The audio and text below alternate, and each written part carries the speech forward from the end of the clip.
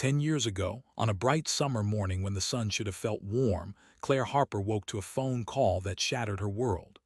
The voice on the other end was trembling, almost whispering. It was her sister, telling her that her husband, her best friend, had died in a sudden accident on his way to work. In that instant, Claire felt something inside her break, a grief so sharp it was like ice in her chest, cold and unforgiving before it even hit her lungs. She stood in her kitchen, hands shaking, as the sun poured through the window, and for a moment, nothing made sense. Have you ever had a moment where your whole life changed in just one breath? Before we go deeper, let us know in the comments where you're watching from. We'd love to hear from you. And if you're new here, click on the subscribe button so you never miss any of our upcoming videos. Claire and her husband James were like so many ordinary couples in small-town America. They had a modest home, two kids they adored, and an easy laugh that made friends feel safe. James worked construction, brought home his paycheck every Friday, and never missed a chance to throw a baseball for the boys in the backyard. Nothing about their life was extraordinary, but it was real, honest, and full of love. 6 months before the accident, Claire had whispered to her best friend that she felt so lucky to have found someone who made her laugh even on the hardest days. He laughed too, and tucked a strand of her hair behind her ear. That memory became both her anchor and her ache. The day James died, the boys were still asleep. Claire remembers the smell of coffee that morning, the low hum of the refrigerator, the ordinary moments that now felt unbearably precious. When the call came, she dropped the phone, and with it, for a moment, she felt like her own heart dropped too. It wasn't until she saw her son's face, peaceful and dreaming, that she felt something different, a fierce need to be strong, not just broken. That very night, she held her children close, burying her own tears so they didn't feel the quake of her sorrow. How would you react in that moment? Could you stay strong for your kids when your own heart was breaking? 6 months later, the first real turning point came when Claire found James' old voice recordings on his phone, the little clips he recorded for no reason, like reminding himself of the boys' laughter, humming their favorite songs, even talking to Claire about silly future plans he never got to make real. At first, Claire couldn't listen. The first few times she tried, her breath caught and her hands shook. But then something unexpected happened. Hearing his voice again didn't make the pain go away, but it reminded her of the life they built, not just the one he left behind. She started to play those recordings for the boys, one at a time. And in those moments, something changed. Grief began to soften, not disappear, but transform into something that felt a little less like breaking and a little more like remembering. 1 year after the accident, Claire stood in front of a crowded town hall meeting to share her story for the first time.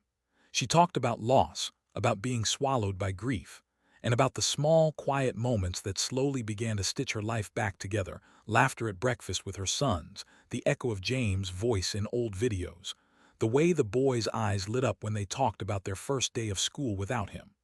People in the room were moved, some wiped tears, others stood to applaud. Yet Claire didn't feel like a hero, she felt simply human, carrying her grief with both hands, willing to show its shape to the world. Tell me, have you ever shared something painful with others and felt lighter afterward? 2 years later, Claire started a small community group for families living with loss. It wasn't perfect, and it wasn't always easy. Some days were clouded with sadness, others with hopelessness. But slowly, people began to open their hearts to one another's stories, creating a space where grief was not a secret burden but a shared experience. Claire often reminded them, you don't have to be okay every day. You just have to keep choosing love. And that choice, that simple, courageous choice, became a legacy James would never have imagined he left behind. Today, Claire's boys are older, teenagers with dreams their father would have been first in line to support. In quiet moments, they talk about him with laughter and tears, each memory a precious thread woven into who they are. And Claire, she still feels the pull of loss each morning when she wakes, but she also feels a strange kind of peace, that their story didn't end in tragedy, it continued through courage. Because life, even at its darkest, has this strange gift: resilience. If love remains, Life finds a way forward. So now I want to ask you, what part of Claire's journey hit you the hardest? Can you imagine yourself in her shoes? How would you have reacted when everything you knew fell apart? Let us know in the comments below, because your voice matters just as much as the stories we share. Leah Carter was 37 years old, and if you passed her in the hallway, you might not notice her at all. She didn't wear loud colors. She didn't speak unless she needed to. She walked with the quiet efficiency of someone who had learned that time mattered, especially at night. Leah worked the night shift at a regional hospital, the kind that never truly slept, only hummed softly under fluorescent lights. She was a nurse, but more than that, she was a listener. Patients trusted her in ways they couldn't explain. They remembered her eyes, the calm in her voice, the way she never rushed them even when the clock said she should. She was a single mother, balancing long shifts with early mornings, school lunches with medication charts, exhaustion with responsibility. Have you ever known someone who carries so much, yet never complains out loud? On that particular night, Leah moved room to room the way she always did, steady and focused. In one bed, an elderly man stirred restlessly, his breathing uneven. Leah pulled his blanket up gently, tucking it around his shoulders the way her own mother once did for her. "You're okay," she whispered, even though he was barely awake. In pediatrics, a little girl cried softly, afraid of the machines and the beeping sounds. Leah crouched down, met her eyes, and spoke about favorite cartoons and school lunches, turning fear into something manageable. These were small moments, the kind no one wrote down, the kind that never made headlines. But they were the moments that defined who Leah was. If you were lying in a hospital bed at night, wouldn't you want someone like her standing nearby? During a brief pause, Leah leaned against the nurse's station and checked her phone. There was a message waiting from her sister earlier that evening, asking if she was holding up. Leah typed back slowly, thumbs heavy with fatigue. "Long night again, pray for me." She didn't add more, she never did. She believed strength was quiet, something you proved through action, not words. Around her, monitors beeped in uneven rhythms, the air smelled faintly of antiseptic and stale coffee, and the clock crept closer to midnight. Leah straightened her badge, took a breath, and walked back onto the floor, unaware that this night, this ordinary, exhausting night, was about to change the shape of her life. Leah didn't know it yet, but she was about to meet a man who wasn't there to survive. Around 4 in the morning, something subtle shifted inside the hospital, the way a room feels different when someone stops breathing evenly. The doors seemed louder than before, each click echoing longer than it should have, sharp against the low nighttime hum. At the security desk, a guard picked up his radio and made a call that didn't follow the usual script, his voice lower, more cautious. Down the hall, one nurse paused mid-step and asked quietly, almost joking but not really, "Did anyone lock the east wing?" No one answered right away. Leah noticed that silence. She always did. Hospitals had rhythms, and this one was off, like a heart skipping a beat. She felt it in her chest before she could explain it with words. At exactly 2:13 a.m., a visitor appeared near the elevators, his hood pulled low despite the warmth inside. He didn't stop at reception. He didn't look lost. He moved with purpose, cutting left instead of right, his steps measured, familiar, as if he'd walked these halls before. A new nurse near radiology watched him pass and felt her stomach tighten, fingers curling nervously around her clipboard. A doctor further down the corridor noticed the same figure and forced himself to stay calm, reminding himself that hospitals saw all kinds of people at night. In pediatrics, a teenage patient lifted her phone slightly, recording without knowing why, just sensing that something about the moment felt wrong. And Leah felt the warning deep in her instincts. Her shoulders squared, her breathing slowed. Whatever this was, she wasn't going to panic. She never did. And then a scream cut through the corridor. The scream hadn't even finished echoing when he appeared. Evan Mercer stepped out from the stairwell near the east wing, his mask hanging halfway off his face like he couldn't decide whether to hide or be seen. He was younger than most people expected, late 20s maybe, early 30s at most, with hollow eyes and a face stretched thin by sleepless nights. The gun in his hand shook, not wildly but enough to notice, the tremor of someone running on fear instead of control. This was not the posture of a man who had planned every detail. This was the posture of someone who had run out of options. Nurses froze.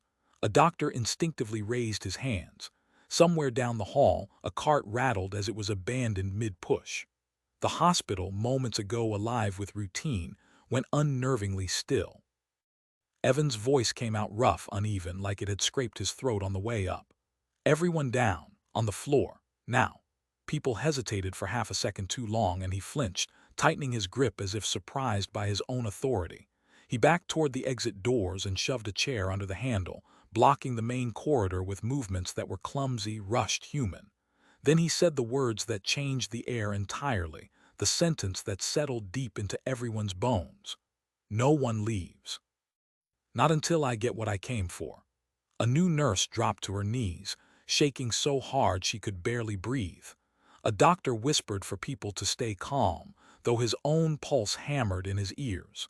Phones vibrated with incoming messages that no one dared answer. Lee stayed where she was for one extra heartbeat, not out of defiance but observation. She saw what others missed. Evan's voice cracked when he shouted again, just slightly, like a fault line running through his confidence. His hand trembled harder when someone sobbed nearby. And when he turned toward the pediatric wing, his eyes flicked away from the children huddled near their parents, as if looking at them cost him something he couldn't afford to lose. Lee slowly lowered herself to the floor with the others, her movements calm, deliberate, her mind already working. This wasn't rage. This wasn't greed. This was grief wearing panic like a second skin. And as the minutes stretched, one thing became quietly clear to her, even if no one else could see it yet.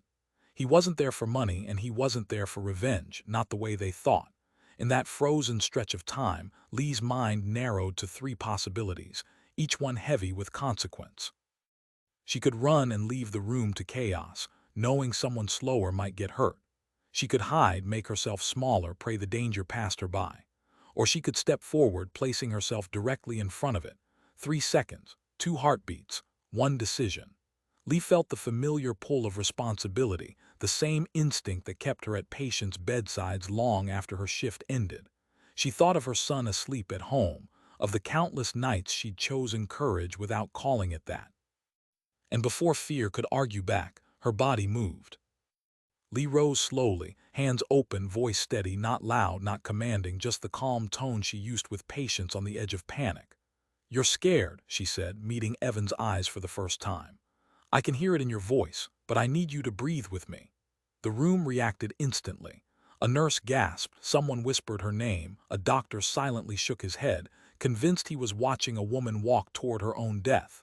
Phones slipped from trembling hands. Evan blinked, thrown off by the absence of shouting, by the unexpected kindness. His finger tightened, then loosened. Confusion crossed his face, raw and unguarded. And then he lowered the gun just slightly. The balance of power didn't disappear, but it shifted in a way no one could quite explain. Evan still held the weapon. He still controlled the exits.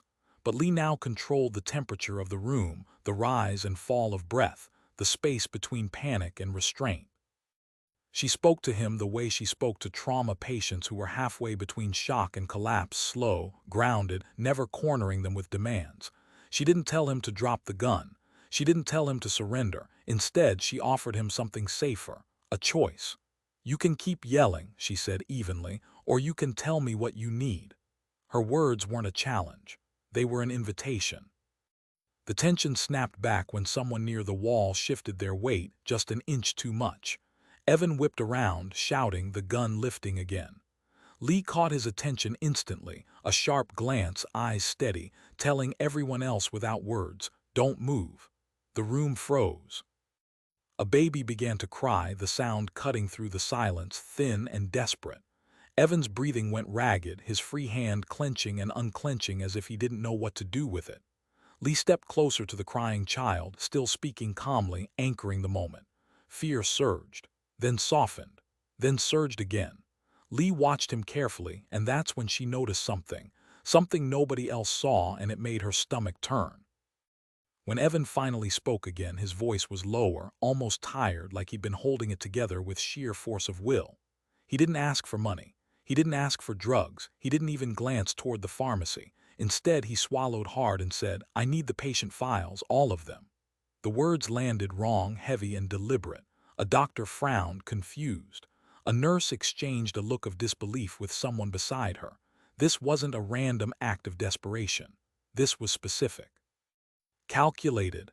Evan began listing names under his breath, not shouting them, just enough to prove he knew exactly what he was looking for. Names from different departments, different years. He hadn't come blindly. He'd come informed. Lee felt a chill move through her, but she kept her voice gentle, steady, the way you speak when every word matters. "Tell me who you're looking for," she said, careful not to push. Evan hesitated, jaw tightening, then finally said a name, just one. The moment it left his mouth, Lee felt the ground shift beneath her. She recognized it instantly. It was a name tied to whispered meetings, quiet resignations, and a case the hospital never spoke about openly. Because that name was connected to the hospital's biggest scandal. Months earlier, long before Evan Mercer ever set foot in the hospital, something had happened that didn't sit right with Lee. A patient had died after what was supposed to be a routine surgery, the kind she had seen dozens of times before. The staff whispered in corners, voices low, almost afraid to be heard. It wasn't right. The death certificate listed complications that didn't match the symptoms, and the autopsy notes were vague, polite, and carefully sanitized. Lee had felt it in her gut, that quiet sense that something had gone horribly wrong. But what could she do? She was just a nurse, one voice in a crowded, hierarchical system. Raising concerns might cost her everything, her job, her reputation, even the trust of her colleagues. So she held her suspicions close, tucked them away, and kept working, telling herself it wasn't her fight. But as she now watched Evan move through the halls, demanding files with names she recognized, a cold realization sank in. Lee thought she knew what had happened back then, but she didn't know the worst part. The tension stretched taut, every heartbeat echoing in the fluorescent-lit corridor when Evan's voice cracked again, raw with something Lee hadn't expected. "They killed my sister in this building," he said. The words landed like a punch. The air shifted. The fear didn't disappear, but it took on a different texture, confusion, disbelief, something heavier. He wasn't just a desperate man with a gun anymore.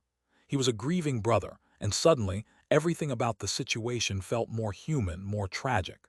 Lee's chest tightened.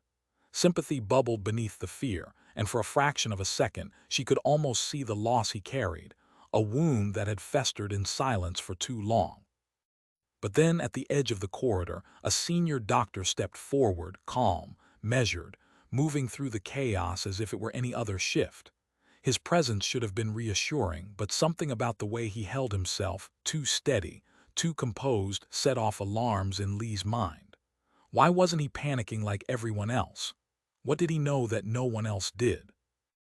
Evan's gaze snapped to the doctor, eyes narrowing, and then he said something that made Lee go cold. "You're one of them." The calm facade of authority cracked just enough for Lee to see the truth. The senior doctor wasn't just a bystander. He was a respected figure in the hospital, admired by donors, shielded by status, with a network that reached into law enforcement. When he stepped forward, his voice smooth, measured, offering words meant to calm Evan, Lee felt the unease prickling up her spine. He wasn't comforting the room. He was steering it, shaping it, nudging events toward a result only he could control. Every word sounded reasonable on the surface, but Lee noticed the gaps, the pauses where he avoided specifics, the way he kept insisting Evan hand over the gun, the subtle ways he tried to put Lee between himself and the armed man, isolating her. It clicked in Lee's mind like a warning bell she couldn't ignore. This wasn't random. This wasn't just a hostage situation. Something bigger was at play. Her instincts screamed at her, and slowly, horrifyingly, the pieces fell into place. This wasn't a hostage crisis anymore. This was a cover-up. Lee's heart raced as the pieces finally aligned in front of her. Evan wasn't here to kill. He wasn't here to hurt the staff or take revenge in the ways everyone feared. He was after proof. Proof of the hospital's darkest secrets. Altered patient records, medications that had been falsified, clinical trials that never followed regulations, deaths that had been carefully disguised to protect reputations. Every step he had taken, every name he whispered under his breath, was a breadcrumb leading to the truth. Lee noticed the items he carried: a phone with recordings, a USB drive, a handwritten list of names, each one tied to a story of loss and injustice. But even with all that, he couldn't release it alone. He needed someone who could navigate the hospital's systems, someone who knew the routines, the codes, the staff who could either obstruct or assist. And that someone was Lee. She felt the weight of the moral crossroads pressing down on her chest. She could help him expose the corruption, shattering the institution she had served her entire adult life. Or she could protect the hospital, stay silent, and let the cover-up continue. Her hands trembled slightly as she considered the stakes. And then, a second gunshot rang out. Not from Evan, not from him. And the room froze, the hospital erupted into chaos. Outside, police were positioning, lights cutting through the darkness, radios crackling with tension. A negotiator's voice boomed over a speaker, calm and calculated, but nowhere near the intensity of what was happening inside. The senior administrator, pale and sweating, was frantically trying to erase files, delete digital footprints, cover tracks, doing everything he could to hide what Evan had uncovered. Every second stretched, charged with danger, the air thick with fear and disbelief. Lee moved with precision, placing herself between Evan, the patients, and the corrupt staff scrambling to protect themselves. Her calmness grounded the room even as panic threatened to consume it. She spoke quietly, firmly, guiding people without shouting, anchoring the moment so that it didn't tip entirely into disaster. And then Evan, shaking, finally crumbled not from force but from emotion. His voice broke as he admitted, "They keep getting away with it because nobody stands up." The words echoed in the hall, a confession that pierced the sterile walls of the hospital. Lee knelt slightly, voice low but unwavering. "I'm standing up now," she whispered. Every eye in the room turned toward her. Every heartbeat seemed to slow, waiting. But Lee didn't know the hospital had already called someone else. The doors burst open and a team of officers poured in, radios crackling, voices authoritative. Relief should have followed, but Lee's instincts screamed that something was wrong. Not all of them were here to protect. Some faces moved too smoothly, too confidently, eyes scanning the room with calculation rather than concern. Someone had been paid off. The plan wasn't to save everyone. It was to end the situation quietly, efficiently, to make the problem disappear before anyone asked questions. Lee's mind raced. Every choice carried risk, every heartbeat measured in lives. Protect Evan, the man everyone called a criminal who was only trying to reveal the truth. Expose the hospital's corruption and risk everything she had ever known. Keep the patients alive in the crossfire of chaos and deceit. The seconds stretched, suffocating as she weighed morality against danger. And then, in a move no one expected, Lee reached for the intercom. Her fingers gripped it tightly, her voice ready, and she prepared to take control of the narrative herself. Lee's voice came through the intercom, steady, clear, carrying authority that no one in the room could ignore. She spoke the names, the evidence, the records that had been altered, the medications falsified, the clinical trials conducted in secret. She warned that Evan had proof, irrefutable proof, and that the time for silence had ended. The words reverberated through every corner of the hospital. Staff froze mid-step, patients clutched each other in confusion, police officers paused in their approach, and people in waiting rooms lifted phones, capturing the revelations live. No one could pretend they hadn't heard. No one could erase it. The psychological weight of the moment shifted. The carefully constructed cover-up had nowhere to hide.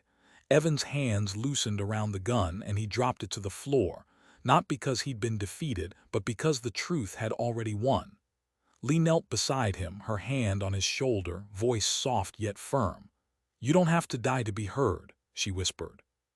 In that moment, the chaos settled just enough for clarity to shine through, and for the first time, the hospital felt the weight of accountability it had long avoided.